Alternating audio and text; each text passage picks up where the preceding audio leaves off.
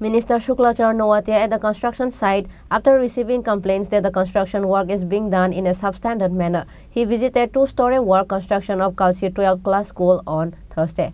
Under Julaibari Assembly constituency, the construction of a two-storied school building in Kalsi area is going on.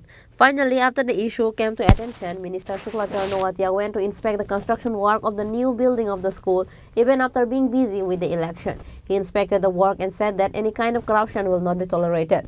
The minister said that there will be no compromise with the work. He also said that he will talk to the senior official of the RD department about this work.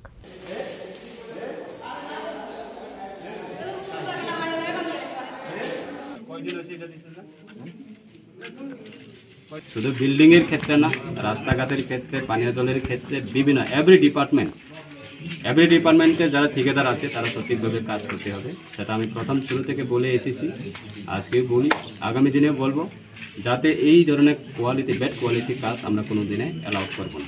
Bureau report, চিনি খোরান।